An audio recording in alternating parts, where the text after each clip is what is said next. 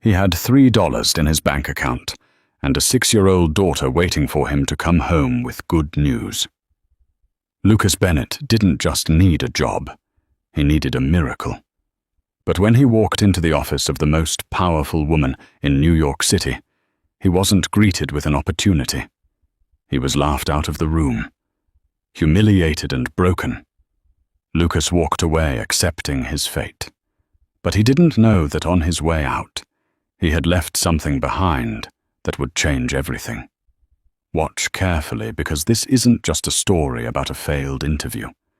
This is the story of how a single dad brought a billionaire CEO to her knees, and why she chased him down the street in the pouring rain. The suit was a charcoal grey Brooks Brothers vintage 2018. It was a beautiful piece of tailoring, but on Lucas Bennett it hung slightly loose at the shoulders, a testament to the 15 pounds of stress he'd lost in the last 6 months. He had bought it at a consignment shop in Hell's Kitchen for $40 money that should have gone toward the electric bill. Lucas stood in the reflection of the glass doors of the Sterling Holloway Tower in Midtown Manhattan. He adjusted his tie, a cheap polyester strip that felt like a noose. "Just breathe," he whispered to his reflection. For Sophie. Sophie was 6. She was currently sitting in Mrs. Gable's apartment 4B watching reruns of cartoons because Lucas couldn't afford the after-school program anymore.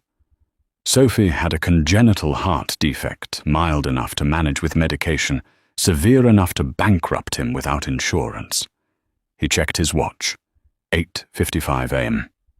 His interview was at 9 o'clock. Lucas wasn't applying for the senior architect position his degree from MIT qualified him for. Those doors had been slammed in his face for 2 years, ever since the incident at his previous firm, Westlake & Sons. He had been the fall guy for a senior partner's negligence blacklisted from every major firm on the East Coast. Today, Lucas was applying for an executive assistant role. It was a humiliating step down for a man who used to design skylines, but pride didn't pay for beta blockers.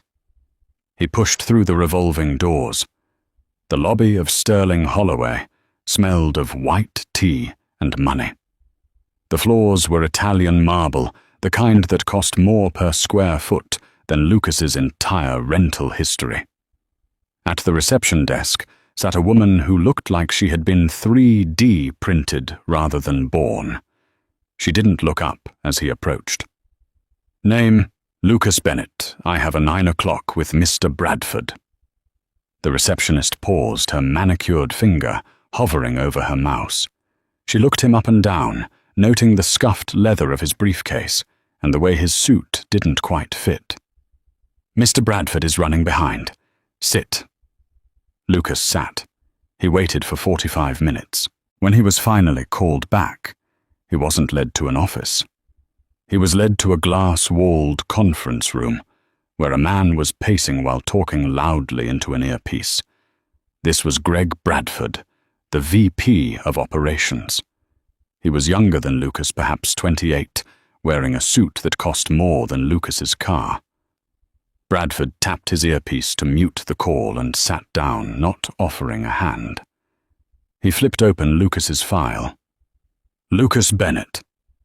Bradford said, his voice flat. He didn't look at Lucas. He was scrolling through his phone. "MIT graduate, former associate at Westlake, and now you're applying to fetch coffee and manage schedules for our CEO." "I'm applying for the executive assistant position." "Yes," Lucas said, keeping his voice steady. "I understand the industry. I can organize high-level workflows. I'm overqualified, which means I can handle the pressure." Bradford laughed. It was a dry, ugly sound. "Overqualified?" "You're a liability, Bennett. I Googled you. You're the guy who signed off on the structural integrity of the Meridian project right before the cracks appeared." "That wasn't me," Lucas said, his jaw tightening. "My signature was forged by the senior partner. I was cleared in the civil suit." But you were fired, Bradford countered, finally looking up. His eyes were cold, predatory. And now you want to work for Evelyn Sterling. Do you know who she is? She's the youngest female billionaire in real estate development. She eats people like you for breakfast. I need a job, Mr. Bradford. I have a daughter. Bradford closed the folder. We all have sob stories. This is Sterling Holloway, not the Salvation Army. Honestly, looking at you look tired. Desperate. It's bad for the brand. Bradford stood up, signaling the end of the interview. Go home, Bennett. Try the temp agency down the street. Maybe they need someone to sweep floors. Lucas felt the heat rise in his cheeks, a mix of shame and white-hot anger. He thought of Sophie. He needed to swallow his pride. Please, Lucas said, not moving. I'll take anything. I know architecture. I can help with the drafting overflow. I don't need the title. Bradford smirked. He walked over to the door and held it open. Get out before I call security. Lucas stood up. He grabbed his briefcase, his knuckles white. As he walked toward the door, his eyes caught the massive architectural model sitting on the center table.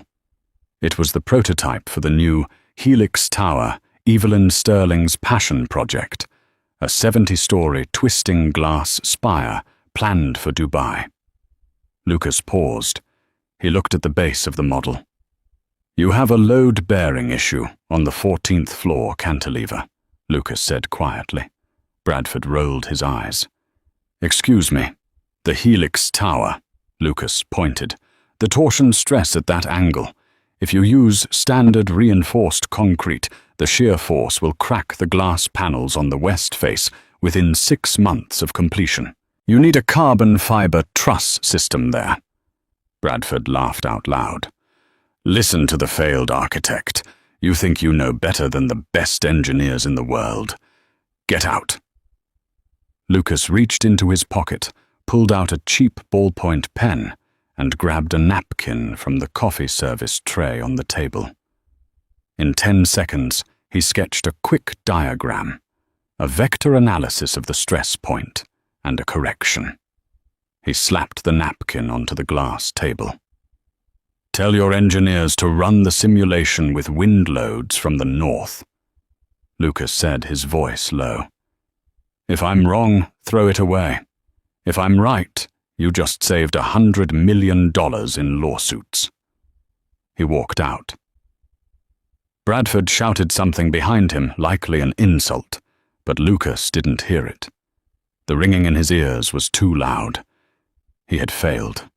Again. Evelyn Sterling did not walk. She glided. At 29, she was a terrifying figure in the New York business world. She had inherited a crumbling empire from her father and turned it into a fortress of modern design and ruthless efficiency. She had no husband, no children, and according to the tabloids, no heart. She entered the conference room 3 minutes after Lucas had left. She was flanked by her entourage, 2 junior associates, and her current assistant, a terrified girl named Sarah, who was on the verge of being fired.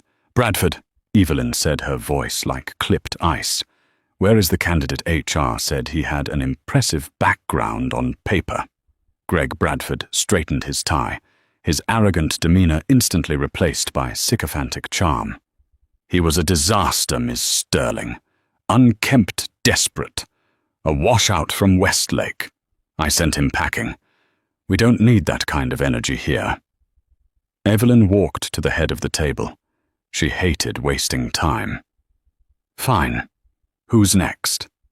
She sat down and opened her laptop. As she reached for her water, her hand brushed against a crumpled napkin with the Sterling Holloway logo on it.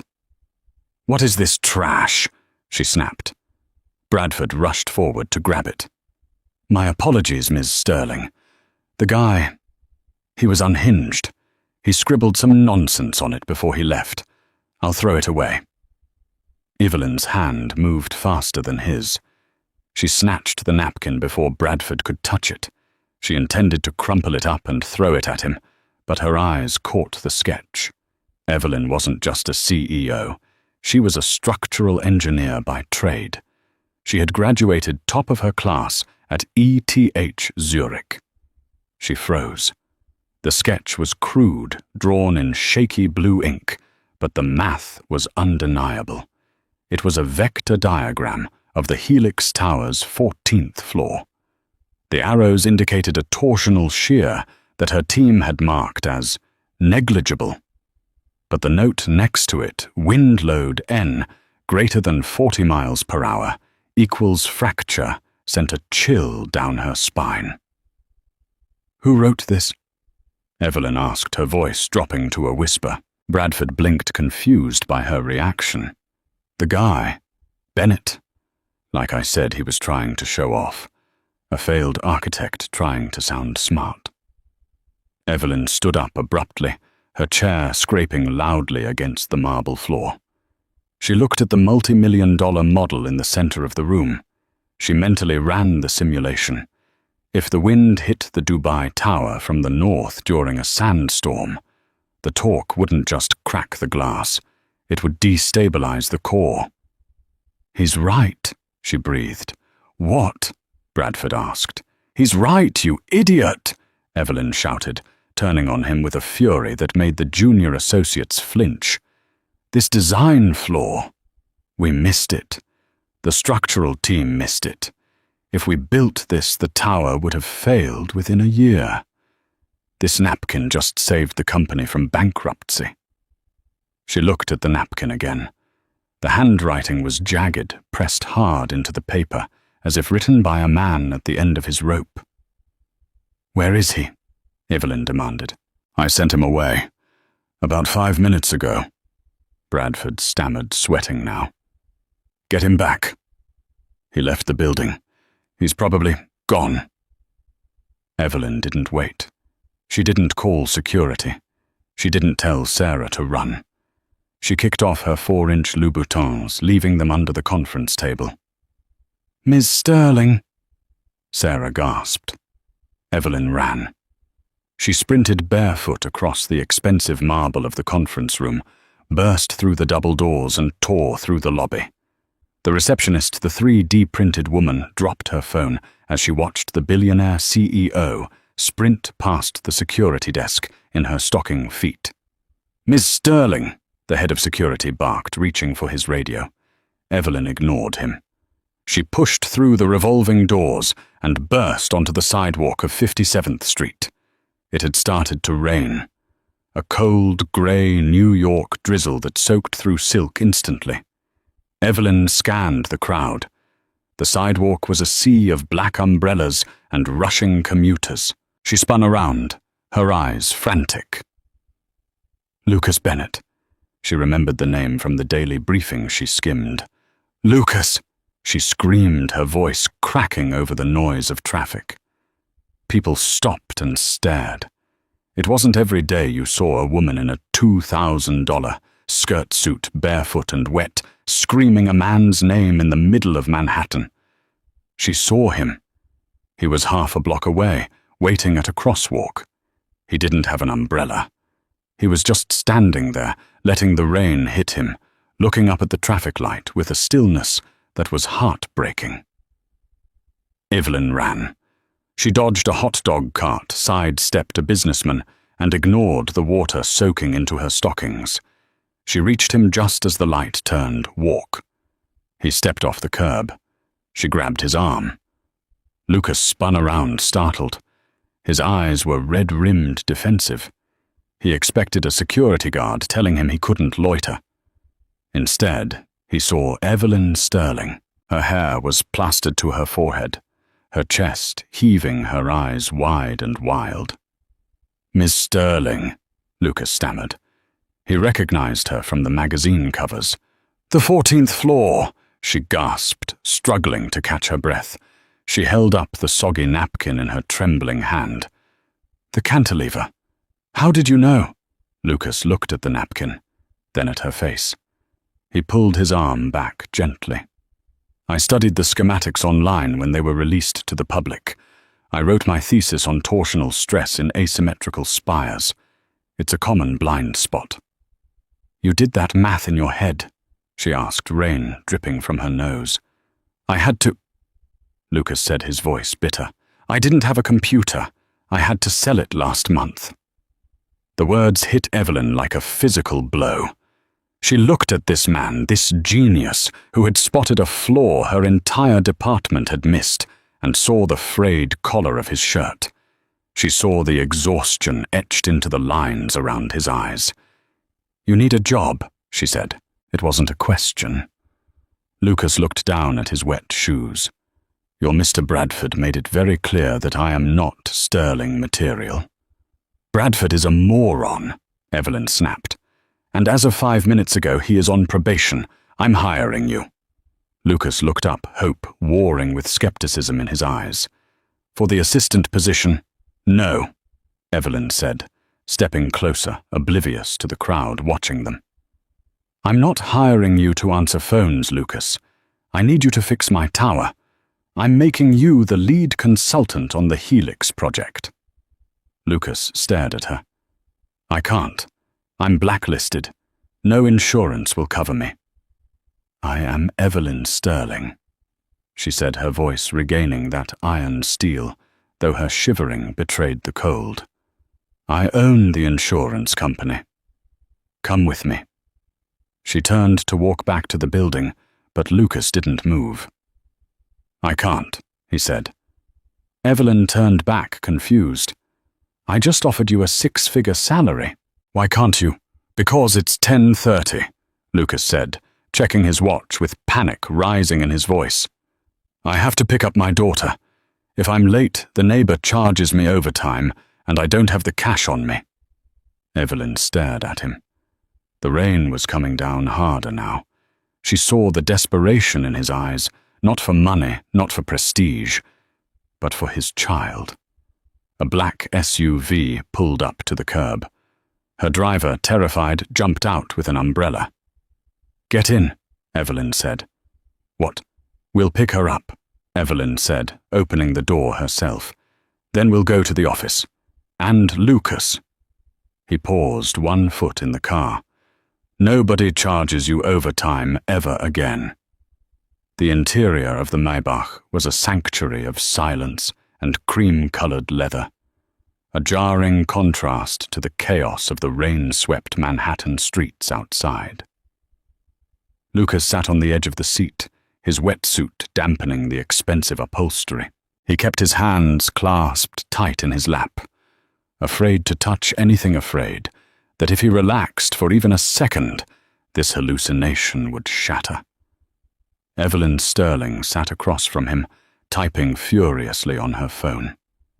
She had dried her face with a napkin, and somehow, despite the barefoot sprint and the rain, she looked regal again. The steel armor was back in place.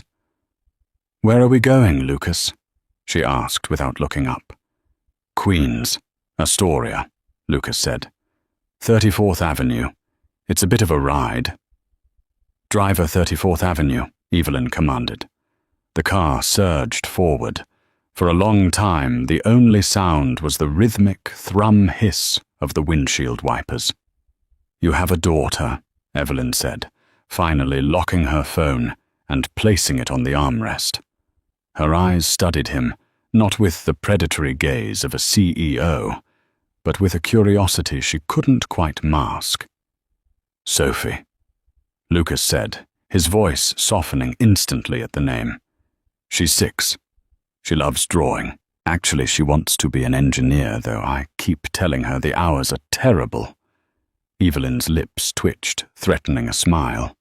Smart girl. And the mother? The air in the car grew heavy. Lucas looked out the window at the blurred city lights. She passed away 3 years ago. Ovarian cancer. It was fast. And expensive. Evelyn went still. The files Bradford had shown her hadn't mentioned that. They had only mentioned the firing, the lawsuit, the professional disgrace. They hadn't mentioned a man drowning in grief while trying to keep a child afloat. "I'm sorry," Evelyn said, and for the first time her voice lacked its usual commanding edge. "It's just us now," Lucas said, turning back to her. "That's why I can't take risks, Ms. Sterling. That's why I was begging your VP for a coffee-fetching job. I need the health insurance. Sophie has a heart condition, supraventricular tachycardia. The meds are $300 a bottle without coverage." Evelyn looked at Lucas's frayed cuffs. She thought of the $70 salad she had ordered for lunch yesterday and hadn't even eaten. A wave of something uncomfortable guilt, perhaps, or anger at the universe washed over her. "We're here," the driver announced. The neighborhood was a grid of brick tenements and faded awnings.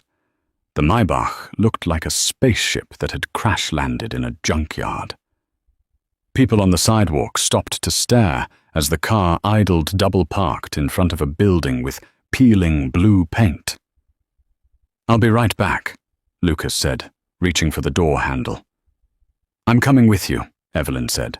"Ms. Sterling, really you don't want to— I want to meet the reason my lead consultant is late for his first day," she said, opening her door before he could protest. They walked up the 3 flights of stairs. The hallway smelled of boiled cabbage and old cigarettes. Evelyn's bare feet were now encased in a pair of spare gym sneakers she kept in the car, which looked ridiculous with her skirt suit, but she walked with her head high. Lucas knocked on 4B. The door opened, revealing Mrs. Gable, a stout woman in a floral apron with a face like a dried apple and eyes that missed nothing. "You're late, Lucas," she scolded. Then her eyes widened as she saw Evelyn. "And you brought company. Mrs. Gable, this is my boss, Evelyn Sterling." Lucas said the words, feeling strange in his mouth. "Boss." Mrs. Gable squinted. "I thought you were out of work." "It's a new development," Evelyn interjected smoothly. "Is Sophie here?" A small blur of motion shot out from behind Miss Gable's legs. Sophie Bennett had her father's dark eyes and unruly hair. She was wearing a T-shirt that was 2 sizes too big and holding a crayon. "Daddy!" she squealed, launching herself at Lucas. He caught her, lifting her up with a groan of effort that betrayed his exhaustion. "Hey, Bug. Careful with the ticker." Sophie wrapped her arms around his neck, burying her face in his wet shoulder. Then she pulled back, looking at Evelyn with wide, unblinking eyes. "Are you the rich lady?" Sophie asked. "Sophie," Lucas admonished. Evelyn smiled, a genuine, rare expression that softened her sharp features. She crouched down so she was eye level with the 6-year-old. "I suppose I am. I'm Evelyn. Your dad is going to help me build a very big building." Sophie critiqued Evelyn's outfit. "You look like a princess who got caught in a puddle." Evelyn laughed, a bright sound that surprised even her. "That is the most accurate description of my day so far. Sophie, would you like to come see the building? We have a model of it. It's taller than you." Sophie's eyes went wide. "Can I, Daddy?" Lucas looked at Evelyn silently, asking if she was serious. Bringing a child to Sterling Holloway was unheard of. The office was a sterile temple of work. "We have a daycare center on the 12th floor for executives." Evelyn lied. She didn't have a daycare center. She had an empty conference room, and she would pay a nanny triple time to get there in 20 minutes. "She'll be fine." Lucas nodded, feeling a lump in his throat. "Okay, let's go, Bug. Grab your backpack." As Sophie ran to get her things, Evelyn glanced into the apartment behind Mrs. Gable. It was clean but stark. There was a mattress on the floor in the corner, no bed frame, a small table with 2 mismatched chairs, and on the walls, dozens of intricate drawings of buildings, bridges and skylines taped up with care. It wasn't just a home. It was a fortress of love, built on a foundation of poverty. "Mrs. Gable," Evelyn said, pulling a checkbook from her purse. "Thank you for watching her." "Lucas pays me when he can," Mrs. Gable said defensively. Evelyn scribbled a number that made Mrs. Gable gasp when she handed it over. "For the overtime, and for being a good neighbor." As they walked back down to the car, Lucas, carrying Sophie and Evelyn, trailing behind Evelyn's phone, buzzed. It was a text from Greg Bradford. "Board meeting in 30 minutes. Richard Hayes is here. He knows about Bennett. He's bringing the lawyers." Evelyn's eyes narrowed. The softness vanished. The shark was back. "Lucas," she said, as they strapped Sophie into the car. "Yes. Can you fight?" Lucas looked at her confused. "I've never been in a fist fight in my life." "I don't mean with fists," Evelyn said, staring at the looming skyline of Manhattan through the rain. "I mean with blueprints, because we're about to walk into a war zone." The boardroom on the 81st floor of the Sterling Holloway Tower was designed to intimidate. The table was a 20-foot slab of black obsidian. The view showcased the entire sweep of Central Park, a reminder to everyone inside that they were masters of the universe. Today, however, the atmosphere was poisonous. Greg Bradford sat at the right hand of Richard Hayes. Hayes was 60, a remnant of Evelyn's father's era. He was the chairman of the board, a man with a face like a bulldog and a reputation for crushing innovation in favor of safe profits. He hated Evelyn. He hated that a 29-year-old woman controlled the company he believed should be his. "This is absurd, Evelyn," Hayes rumbled as Evelyn pushed open the double doors. "We are not a rehabilitation center for disgraced architects." Evelyn strode in head high. She had changed into a fresh power suit, crimson red, and her hair was pulled back into a severe, flawless bun. Lucas walked a step behind her. He still wore his slightly damp, ill-fitting grey suit, but he carried himself differently now. He had Sophie safe in the break room, with Sarah and a pile of architectural Legos. He had a mission. "Good morning, Richard," Evelyn said, taking her seat at the head of the table. "I see Greg has been busy spreading gossip." Bradford smirked. "It's due diligence, Ms. Sterling. We have a fiduciary responsibility. Lucas Bennett is uninsurable. The Westlake collapse cost insurers $40 million. If we put his name on the Helix project, our premiums will triple. Investors will pull out." Hayes leaned forward, tapping a thick file on the table. "We've already drafted a cease and desist. This man is not to touch our proprietary designs. Security should be escorting him out, not you escorting him in." Lucas stood at the end of the table. He felt the weight of 12 pairs of eyes on him. Board members, lawyers, executives. They looked at him like he was a stain on the carpet. "May I speak?" Lucas asked. His voice was quiet but steady. "No." Hayes snapped. "You don't have the floor, Mr. Bennett. You are a liability." "He speaks," Evelyn cut in her voice, sharp as a whip, "or I dissolve the family trust and pull the liquidity from the Asian expansion. Try me, Richard." A heavy silence fell over the room. That threat was a nuclear option. Hayes turned purple. "Go ahead." Evelyn nodded to Lucas. Lucas walked to the whiteboard. He didn't look at the board members. He picked up a black marker.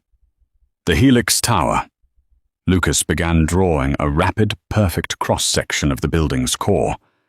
"It's a masterpiece of aesthetic design, but structurally, it's a time bomb. We hired the best firm in Chicago to vet that design," Bradford argued. "They looked at static loads." Lucas countered, sketching the wind vectors he had drawn on the napkin, but with far more detail now. "They assumed the wind vortex shedding would be uniform. but the tower twists. At the 14th, 32nd, and 50th floors, the twist creates a Venturi effect. It accelerates the wind. He drew a sharp red line through the support columns. When the wind hits 60 miles per hour, which happens in Dubai roughly 20 times a year, the torque won't just bend the steel, it will create a harmonic resonance. Lucas turned to face them. Does anyone here remember the Tacoma Narrows Bridge? The room was silent. The bridge that galloped until it tore itself apart, Lucas said. The Helix Tower will do the exact same thing. It will hum, then it will shake, and then the glass panels will rain down on the streets below. It won't just be a failed building. It will be a massacre. He capped the marker. The sound echoed in the quiet room. You're telling me, Hayes said, skepticism dripping from his voice, that you found a fatal flaw in 10 minutes that a team of 50 engineers missed in 6 months. I'm telling you that your team was looking at the computer models which are programmed to assume standard geometries, Lucas said. I looked at the physics. The computer does what it's told. Physics does what it wants. Hayes looked at Bradford. Is this true? Bradford looked pale. We haven't run the harmonic resonance simulation yet. It wasn't in the budget. Run it, Evelyn commanded. Right now. Put it on the main screen. Bradford fumbled with his laptop, casting the engineering software to the giant monitor on the wall. He input the variables Lucas had described, the wind speed, the angle, the torque. The room waited. A progress bar loaded. Lucas stood with his hands behind his back. He didn't look at the screen. He looked at Evelyn. She was watching him with an intensity that made his breath catch. She trusted him. She had bet her empire on him. Please be right, he thought. For Sophie. For Evelyn. The simulation finished. On the screen, the wireframe model of the tower turned green, then yellow. As the virtual wind hit the critical speed, the 14th floor flashed red. The structure began to oscillate. The sway increased exponentially until the digital model shattered, red warning boxes flashing all over the screen. Catastrophic failure. Structural integrity 0%. A gasp went around the room. If they had built it, Sterling Holloway would have been destroyed. Evelyn stood up. She smiled, but it was a cold, terrifying smile directed at Richard Hayes. It seems the liability isn't Mr. Bennett, she said softly. It's the incompetence of the current Oversight Committee. Hayes looked defeated. He slumped back in his chair. Fine, he's right. But the insurance issue remains, Evelyn. No underwriter will touch him. I'll personally underwrite him, Evelyn said. You can't be serious, Hayes spluttered. That's personal liability. If he screws up again, you lose your shares, you lose your seat, you lose everything. I'm that confident, Evelyn said, holding Hayes's gaze. Draft the contract. Lucas Bennett is now the Executive Director of Design for the Helix project. If he fails, I resign. She turned to Lucas. Meeting adjourned. As the board members shuffled out, murmuring, and shell-shocked, Bradford lingered, shooting a look of pure venom at Lucas. You got lucky trash, Bradford whispered as he passed. Watch your back. Lucas ignored him.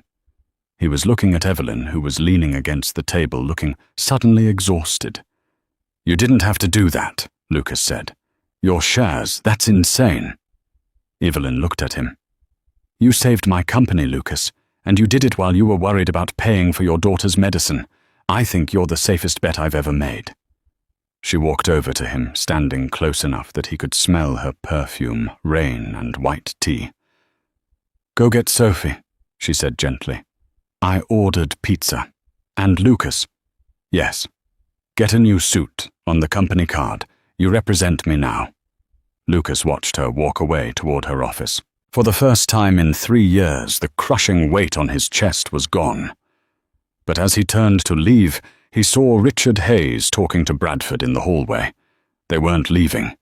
They were huddled in a corner, speaking in hushed, angry tones. Lucas knew this wasn't over. He had won the battle, but he had just walked onto a battlefield where the weapons were money influence and sabotage, and he had a very small, very vulnerable, weak point waiting for him in the break room. 3 months later, Lucas Bennett stood on the steel skeleton of the 40th floor of the Helix Tower construction site in Midtown. The wind whipped at his hard hat, tugging at the high-visibility vest that covered his new bespoke navy suit. Below him, the city was a grid of crawling yellow taxis and grey pavement. Above him, a crane swung a massive steel beam into place, guided by his specific redesigned schematics. "The wind sensors are reading green across the board, Mr. Bennett," the site foreman yelled over the roar of a rivet gun. "Torque is negligible. You were right about the carbon trusses. It's solid as a rock." Lucas smiled. It was the smile of a man who had been given his life back. "Keep the sensors active. I want hourly reports on the stress fractures in the sub-basement. If they shift even a millimeter, I want to know."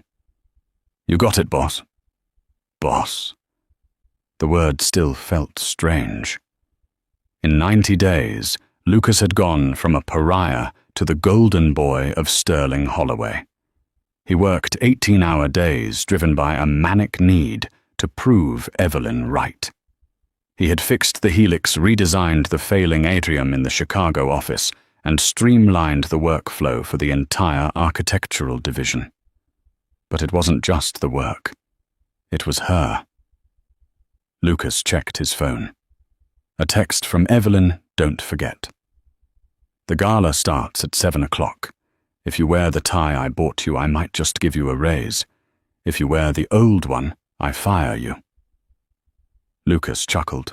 Their relationship had evolved into a seamless, high-velocity partnership. They finished each other's sentences in meetings. They ate takeout Thai food in her office at midnight while reviewing blueprints. She had even come over to his apartment in Astoria for dinner twice. Sophie adored her. Evelyn Sterling, the ice queen of real estate, had been seen on the floor of apartment 4B, helping a 6-year-old build a Lego castle. But Lucas knew he was living in a glass house. He was acutely aware of the eyes watching him. Greg Bradford hadn't been fired. His contract and family connections made him difficult to remove without a cause. Instead, he had been sidelined, festering in a smaller office, watching Lucas rise. Lucas took the construction elevator down. Tonight was the Sterling Annual Gala. It was the night they would officially unveil the new Helix design to the global press. It was his coronation. He should have felt triumphant. Instead, as the elevator rattled down, he felt a cold knot of dread in his stomach. It was going too well. The gala was held at the Metropolitan Museum of Art. The Temple of Dendur was bathed in soft amber light, filled with people who controlled the GDP of small nations. Lucas arrived alone. He stepped out of the company limo, adjusting the silk tie Evelyn had picked out. He felt like an imposter. These people had summer homes in the Hamptons. He still double-checked the price of milk at the bodega, out of habit. "You clean up well, Bennett." Lucas turned. Evelyn was descending the stone steps. She wore a gown of shimmering silver that looked like liquid mercury. It hugged her frame, trailing behind her like a comet's tail. Her hair was down, cascading in soft waves. She looked breathtaking. Lucas lost his voice for a moment. You look incredible, Evelyn." She smiled, stepping into his personal space. "Breath, Lucas? It's just a party. Half these people don't know the difference between a cantilever and a canapé. You're the smartest person in the room. I'm just trying not to spill anything, Lucas admitted. Come on. I want to introduce you to the mayor. The night was a blur of champagne and handshakes. Lucas charmed the investors. He spoke passionately about the organic integrity of the new design. He saw pride in Evelyn's eyes every time he spoke. Around 9:00 p.m., Richard Hayes took the stage. The chairman looked jovial, his bulldog face flushed with expensive Scotch. Ladies and gentlemen, Hayes boomed into the microphone.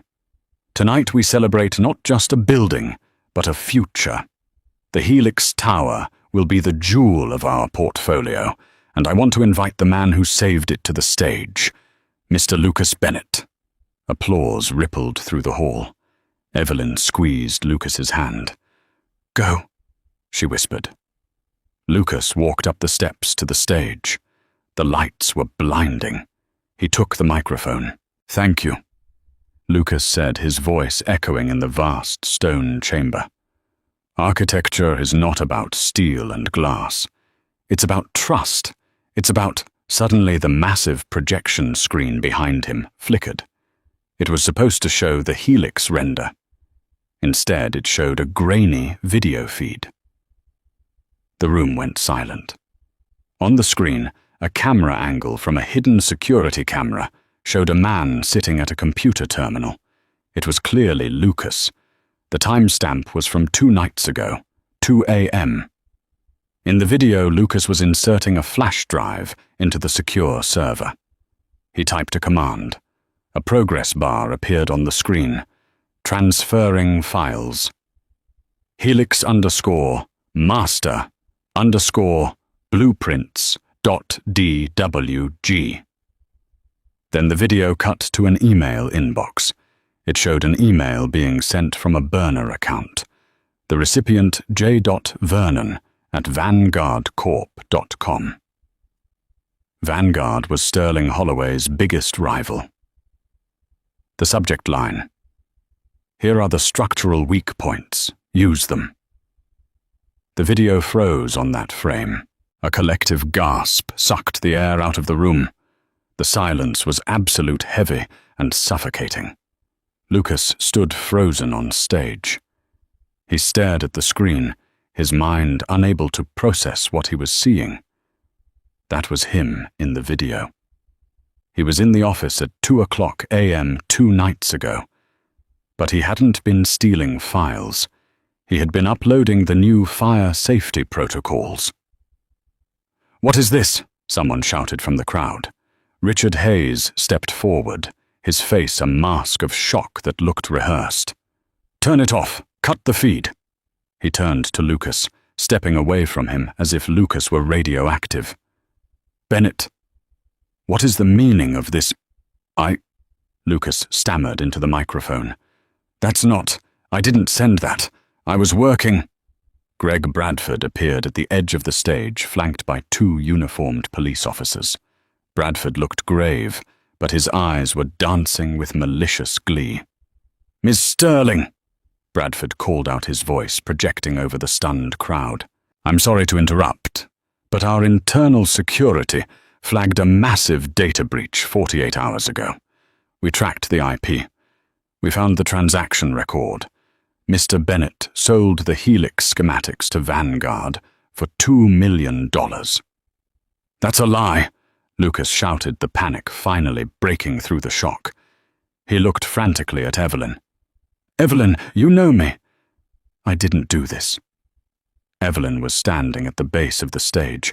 Her face was pale, her eyes wide. She looked from the screen to Lucas. The evidence was damning. The video, the logs, the money. "Lucas," she whispered. "We found the offshore account." Bradford continued, holding up a tablet. "Opened in the name of Sophie Bennett. The deposit cleared yesterday." The mention of Sophie was the final nail. "You used your daughter," a woman in the front row hissed in disgust. "No," Lucas yelled. "I don't have an offshore account." "Evelyn, please," Evelyn stepped back. The trust that had been building for 3 months, the intimacy, the shared vision, it all fractured under the weight of the evidence. She was a CEO first. She had a duty to protect the company. She looked at Lucas, and for a second he saw heartbreak in her eyes. Then the steel wall slammed down. "Security," Evelyn said, her voice shaking, but audible. "Escort Mr. Bennett off the premises." "Evelyn, don't do this," Lucas pleaded as the officers grabbed his arms. "It's a setup. It's Bradford. He's framing me." "Get him out of here," Hayes commanded. Lucas was dragged off the stage, kicking and shouting. The cameras flashed, capturing every moment of his humiliation. As he was shoved through the back exit of the museum and into the cool night air, the last thing he saw was Evelyn Sterling, standing alone in the center of the room, looking like a statue made of ice and sorrow. He was thrown onto the sidewalk. "Don't come back to the building, Bennett," one of the officers said, "or you'll be leaving in cuffs." Lucas stood on the street, his tuxedo torn, his heart hammering against his ribs. It was gone. Everything. In 5 minutes, they had taken his job, his reputation, and his dignity, and they had brought Sophie into it. A cold rage began to replace the panic. He wasn't the scared man in the wetsuit anymore. He wasn't the guy who walked away. He pulled out his phone. He had one contact that wasn't on the company server. "Mrs. Gable," he said when she answered. "Lock the door. Don't open it for anyone but me. I'm coming home." The next morning, the headlines were brutal. "Hero to zero. Architect caught in $2 million heist." Evelyn sat in her office, the shades drawn. Across the desk, Richard Hayes and Greg Bradford watched her like vultures. "Sign the termination papers, Evelyn," Hayes urged, his voice dripping with faux sympathy. "We've stopped Vanguard from using the designs, but Bennett is radioactive. We need to cut him loose to save the stock price." "He denied it," Evelyn said, staring at the pen. "He looked me in the eye and denied it. He's a con man," Bradford scoffed. "He played the struggling single dad card perfectly. But the logs don't lie." "The video," Evelyn said suddenly. "I want to see the raw file, not the presentation version." Bradford hesitated, glancing nervously at Hayes. "It's on the server downstairs. I'll go get it." The moment he left, Evelyn opened her laptop. She wasn't just an executive. She was an engineer who had written the company's original encryption protocols. She didn't need Bradford to fetch files. She logged directly into the mainframe kernel, bypassing the user interface to look at the raw data of the transfer.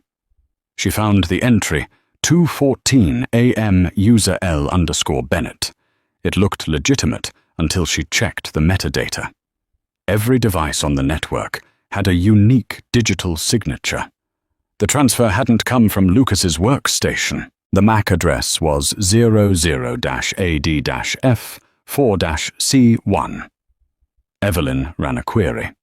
The system spit out the result admin_console_01, location VP of operations, user Gregory Bradford. Her blood ran cold. She pulled up the security footage, the high-resolution master copy. In the grainy version shown at the gala, Lucas's screen had been a blur. But here she could zoom in. On his screen, there was no email client, no wire transfer. Lucas was on a music streaming site listening to Let It Go from Frozen while updating fire safety protocols. The incriminating video was a deep fake. The door opened. Bradford walked in, holding a flash drive. "Here's the file, Evelyn. The tech guys just verified. You spoofed the login." Evelyn interrupted, her voice dangerously calm. "But you were too lazy to mask the hardware signature." Bradford froze. "Excuse me. The transfer came from your computer, Greg," she said, standing up. "And the video was doctored."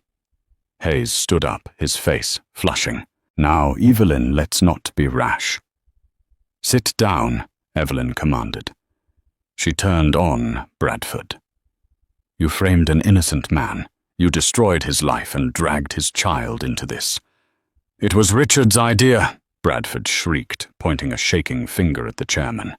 "He said Bennett was getting too powerful. He said you were going to give him a board seat."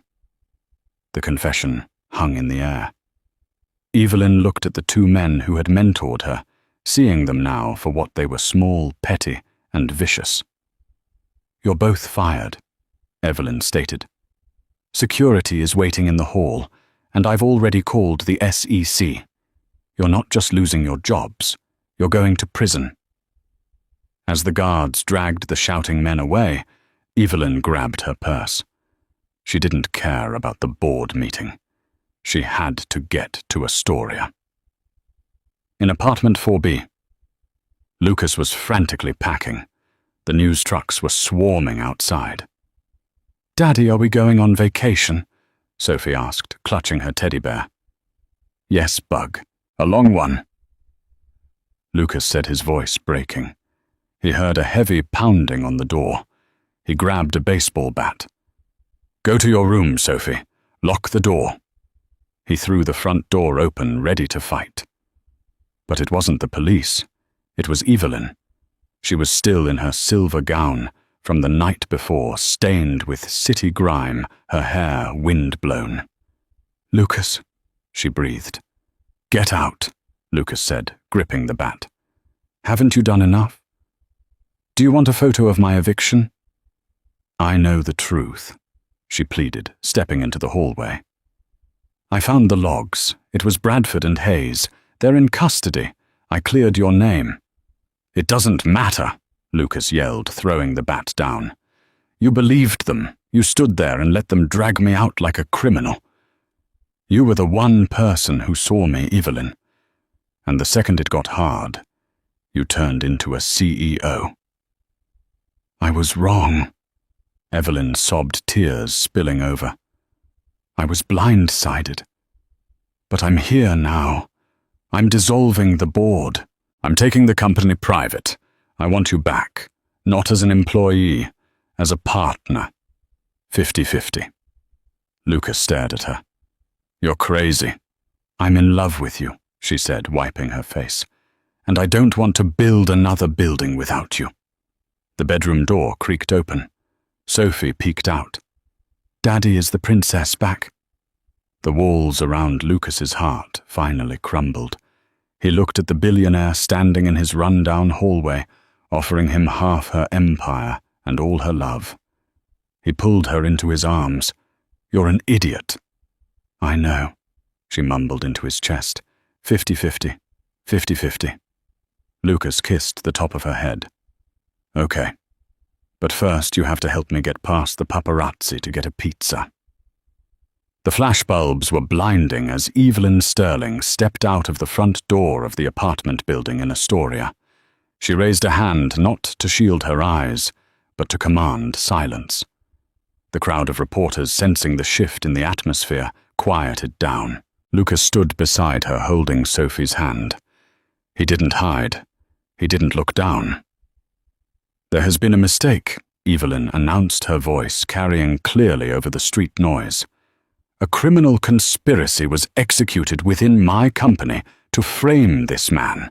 The evidence has been turned over to the FBI. The individuals responsible have been terminated and are currently in custody." She turned to look at Lucas. "Lucas Bennett is not a thief," she continued, her voice softening with pride. "He is the most brilliant structural engineer of his generation, and as of this morning, he is the co-CEO of Sterling Holloway." The reporters erupted with questions, but Evelyn ignored them. She ushered Lucas and Sophie into the waiting car. Not the limo this time, but her personal convertible the top down, despite the chill ready to drive into a new future. The next 2 years passed in a blur of reconstruction, both of the company and of their lives. With Bradford and Hayes gone, the toxic culture of Sterling Holloway evaporated. Lucas implemented an open-door policy. He fired the sycophants and hired the dreamers. He brought in the unhirables, the older architects who had been aged out the young geniuses, with no experience the single parents who needed flexible hours. The company didn't just survive, it thrived. They weren't just building skyscrapers anymore. They were building sustainable housing, schools, and hospitals. But the centerpiece remained the Helix Tower. On a crisp autumn evening, 2 years after the nightmare at the gala, the Helix Tower was finally complete. It twisted into the Dubai sky like a shard of crystal defying gravity. The opening ceremony was the event of the decade. Dignitaries from around the world gathered at the base of the tower. But this time there were no speeches from stuffy board members. Lucas stood on the podium. He looked out at the crowd. He saw Sophie, now 8, sitting in the front row wearing a custom dress that matched the tower's color scheme. Next to her sat Mrs. Gable, whom Lucas had flown out first class, effectively adopting her as the grandmother Sophie never had. And standing in the wings, watching him with eyes full of love, was Evelyn. "They told us this couldn't be built," Lucas said into the microphone. "They told us the wind would tear it apart. They told us that broken people couldn't build strong things." He looked at Evelyn. "But we found that the strongest structures aren't the rigid ones. They are the ones that can bend without breaking. They are the ones built on truth." He cut the ribbon. The tower lit up a spiral of blue and white light that pulsed like a heartbeat. The harmonic resonance sensors were active, reading the wind. The tower swayed gently, breathing with the storm, perfectly safe, perfectly engineered. Later that night, atop the observation deck on the 71st floor, the party was winding down. Lucas found Evelyn leaning against the glass railing, looking down at the city lights of Dubai, sprawling below them. "We did it," she said softly. "You did it," Lucas corrected, standing beside her. "You saved me." "We saved each other," she said. She turned to him. "I heard about Bradford today. His plea deal was rejected. He's looking at 15 years. Hayes got 10. "I don't care about them," Lucas said honestly. "They're the past. I'm interested in the future." "And what does the future look like, Mr. Bennett?" Lucas reached into his pocket. He pulled out a small velvet box. Evelyn gasped. "Lucas, I don't have a ring." Lucas admitted, opening the box. Inside sat a small folded piece of paper. It was the original napkin from the coffee shop, the one where he had sketched the correction that started it all. He had framed it in a tiny silver casing. "I couldn't afford a diamond back then," Lucas said, smiling. "And now that I can, it seemed boring. This is worth more than money. This is the moment I met you."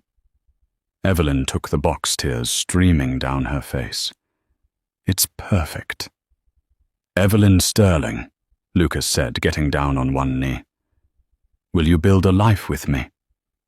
No load-bearing limits, no exit strategy. Just us." "Yes," she whispered. "1,000,000 times yes."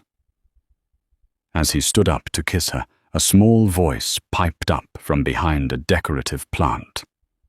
"Finally!" Sophie yelled, running out to hug their legs. "I told Mrs. Gable he was going to do it tonight." Lucas laughed, picking Sophie up with one arm and pulling Evelyn close with the other. "You knew?" Lucas asked. "Duh."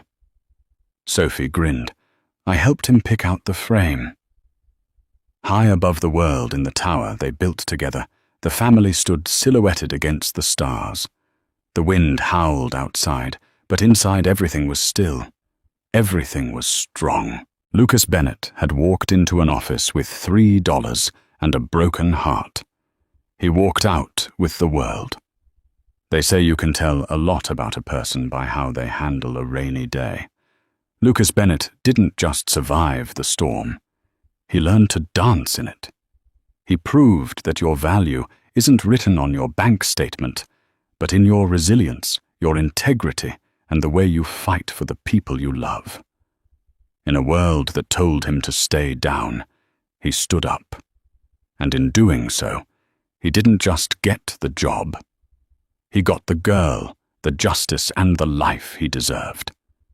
If this story moved you, if you believe in second chances and fighting for what's right, please hit that like button. It helps us share these stories with more people who need a little hope today. Don't forget to subscribe and ring the bell so you never miss a story. Who do you think was the real hero, Lucas, for his genius? Or Evelyn, for admitting she was wrong? Let me know in the comments below. Thanks for watching and see you in the next one.